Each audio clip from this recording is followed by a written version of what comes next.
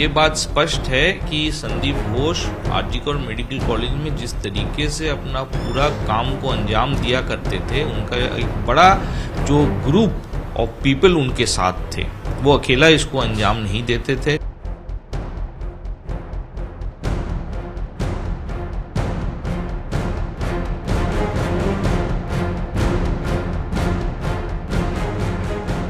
इसके लिए स्टूडेंट्स के अंदर में पोस्ट ग्रेजुएट ट्रेनीज को थीसिस जमा देने के लिए पैसा जमा देना पड़ता था,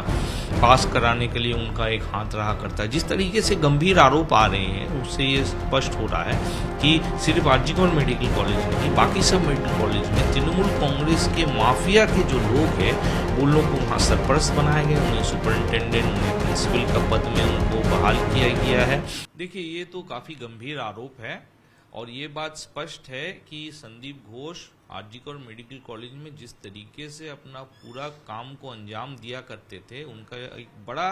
जो ग्रुप ऑफ पीपल उनके साथ थे, वो अकेला इसको अंजाम नहीं देते थे। जैसे आपने कहा, अगर ये आरोप है कि एनाटॉमी डिपार्टमेंट से या पोस्टमार्टम डिपार्टमेंट से डेड बॉडी को इधर उधर हेराफेरी की जा रही थी, तो यकीनन उस डिपार्टमेंट के लोग भी इनके साथ जुड़े हुए थे। उनके साथ एक बड़ा एक माफिया जैसे उन्होंने इंतजाम कर लिया है। जो आरोप आ रहे हैं, गंभीर आरोप आ रहे हैं कि छात्रों से पैसे लेकर के उनको MBBS का जो क्वेश्चन पेपर्स और जो पास करने की जो सुविधा है, वो उस तरीके से इंतजाम कर रहे थे। तो इसके लिए स्टूडेंट्स के अंदर में पोस्ट ग्रेजुएट ट्रेनीज को थीसिस जमा देने के लिए पैसा जमा देना पड़ता था,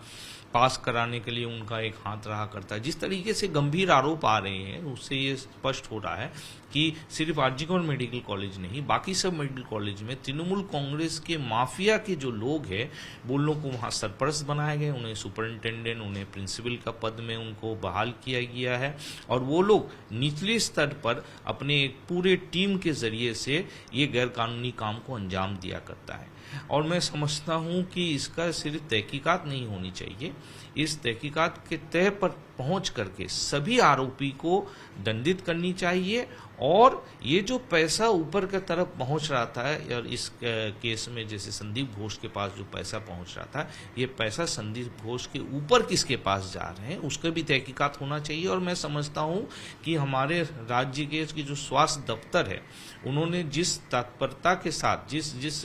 शीघ्रता के साथ 42 डॉक्टरों को ट्रांसफर करने की कोशिश की, इस पूरे खून और जो धर्षण है, जो यहाँ पर बलात्कार है, बलात्कार की घटना के बाद आरजीकर में, मैं समझता हूँ कि स्वास्थ्य दफ्तर के लोग भी इसमें लिप्त हैं और स्वास्थ्य दफ्तर के ऊपर में मंत्री भी लिप्त है और मुख्यमंत्री भी लिप्त है। तो मैं समझता हूँ कि जैसे तहकीकात नीचे की तरफ जानी चाहिए, वैसे तहकीकात ऊपर की तरफ भी जानी चाहिए। सर, आप भी एक डॉक्टर हैं, इतना बड़ा एक अस्पताल में नेक्सस चलाना, इतना स्कैम करना, क्या ये मतलब रूलिंग पार्टी या सरकार के सपोर्ट के बिना संभव है? मैं समझता हूं कि ये पूरा एक माफिया है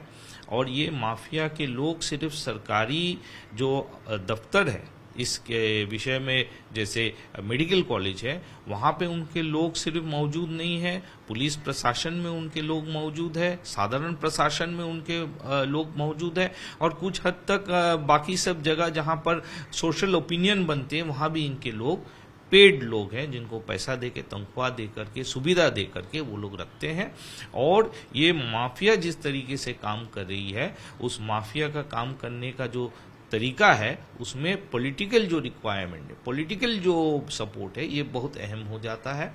और पॉलिटिकल लोग इसमें लिप्त है। पॉलिटिकल लोग वही हो सकते जो पावर में है और वर्तमान पश्चिम बंगाल में अभी तृणमूल कांग्रेस पावर में है, तो तृणमूल कांग्रेस के लोग इसमें यकीनन लिप्त है। संदीप घोष तृणमूल कांग्रेस के एक बड़े सपोर्टर रह चुके हैं, उनके छवि सामने आई है जहां वो तृणमूल के अलग अलग कार्य में वो शामिल थे, वो खुशी मना रहे हैं जब तृणमूल कांग्रेस की जीत हो रही है। तो ये सब एक साथ मिलकर के ये कह रही है कि वो तृणमूल का आदमी है, तृणमूल का सुविधा लिए हैं, तृणमूल का सपोर्ट लेकर के उन्होंने अपनी गैरकानूनी काम को अंजाम दिया। 2023 में उनके खिलाफ विजिलेंस में जो है स्वास्थ्य दफ्तर में कंप्लेंट भी जारी की गई थी, लेकिन उनको क्लीन चिट दे गई। अगर वो साफ थे, कोई उनके खिलाफ एलिगेशन प्रूव नहीं हुआ, तो सरकार ने 2 दिन पहले एक SIT का गठन किया है सिर्फ ये देखने के लिए कि 2021 से जब से उनकी पोस्टिंग हुई है एज प्रिंसिपल आरजीकर में, वहां पर क्या क्या इरेगुलरिटीज हुई है? आपको नहीं लगता ये राज्य सरकार खुद को ही कॉन्ट्रडिक्ट कर रही है? एक बार जिनको क्लीन चिट देती है उनके खिलाफ एसआईटी बैठाती है। देखिए, वर्तमान परिस्थिति बंगाल में एक प्रेशर कुकर का माहौल उन्होंने अपनाया है, और बंगाल में जिस तरीके से तापमात्रा और प्रेशर बढ़ रही है, वो प्रेशर को रिलीज करने के लिए कभी कभी वेल्व सरकार खोलती है। और मैं समझता हूँ ये एसआईटी गठन करने का जो कार्य है, वो वर्तमान परिस्थिति में जो प्रेशर, जो दबाव तृणमूल कांग्रेस के ऊपर बनी हुई है, सरकार के ऊपर में जो बनी हुई है, उससे प्रेशर रिलीज करने की एक कोशिश है। हकीकत ये है, अगर क्रम चक्र आप देखिए तो संदीप घोष को कई एक बार प्रिंसिपल पद से हटाने की कोशिश की गई थी, लेकिन उन्होंने आने वाले प्रिंसिपल को अपने घर में ढुकने से ही रोक दिया। उन्होंने गेट में ताला लगा दिया। उसके बाद कुछ ही देर बाद हम देखते हैं कि नए प्रिंसिपल को वापस जाना पड़ता है और संदीप घोष फिर अपना पद पर बहाल हो जाते हैं। फिर हम देखते हैं कि उनके खिलाफ गंभीर आरोप उन्हीं के अस्पताल में, जिन्होंने सुपरिंटेंडेंट पद या डिप्टी सुपरिंटेंडेंट पद में आसीन थे, उन्होंने ये गंभीर आरोप लगाए हैं आपके वेंडर्स के बारे में, आपके अर्थनैतिक दुर्नीति के बारे में। कई एक उनके जो कार्य है जो दुर्नीतिग्रस्त है, उनके घोटाले के बारे में उन्होंने लिखित रूप में स्वास्थ्य दफ्तर को बताया, लेकिन हम देखते हैं कुछ दिन बाद उनको क्लीन चिट मिल जाती है। उसके बाद राज्य सरकार इस दबाव में पड़ करके अब ये सीट गठन कर रही है। ये सीट का लक्ष्य क्या है, सीट कितनी दूर तक जाएगी, वो आने वाले वक्त बताएगी। लेकिन मैं समझता हूं कि घटनाक्रम को आप देखें तो संदीप घोष तृणमूल कांग्रेस की मदद से इन तमाम कार्यों को अंजाम दिया है, और ये जो बच्ची की हत्या और बलात्कार हुई है उसमें भी उनका जो हाथ है वो लिप्त है, वो सामने आने वाली है। सर, आखिरी सवाल, संदीप घोष पर तो कोलकाता पुलिस ने ज्यादा कोई जांच तो की ही नहीं थी, लेकिन जैसे ही ये घटना घटी, जो डॉक्टर्स आवाज उठा रहे थे, जो प्रोटेस्ट कर रहे थे, उनको भी नोटिस भेजा जा रहा था। आप भी उस रैली में शामिल हुए थे, तो पुलिस की तत्परता जो है डॉक्टरों को नोटिस भेजने में दिख रही है, लेकिन संदीप घोष के खिलाफ जो एलिगेशन है उस पर कार्रवाई पर नहीं दिखी। देखिए, इस विषय पर सुप्रीम कोर्ट ने गंभीरता से अपना विचार उन्होंने सामने लाया है। सुप्रीम कोर्ट ने ये समझ अपने आप में कर ली है कि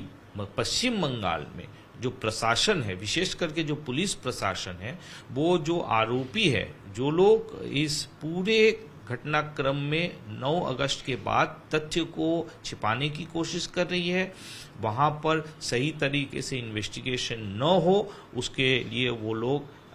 तत्पर है, और जो लोग आंदोलित है उनके ऊपर पुलिस प्रशासन, साधारण प्रशासन दबाव बना रही है। ये सुप्रीम कोर्ट ने अंदाजा लगा करके कल अपने जो ऑर्डर है उसमें कलकत्ता पुलिस और साधारण प्रशासन को फटकारा है। उन्होंने कहा है सीधे तरीके से कि जो लोग आंदोलित हैं उनके ऊपर कार्रवाई करने वक्त 10 बार सोचनी चाहिए। तो ये बात तो साफ है कि सुप्रीम कोर्ट ने जो बात को अपनाया है वो हकीकत अभी पश्चिम बंगाल का है कि आप अगर आंदोलन कर रहे हैं, आप चिकित्सक हो, आप साधारण जनता हो, आप प्रतिवादी हो, तो आपके ऊपर में दबाव होगा, और आप अगर यहाँ पर गैर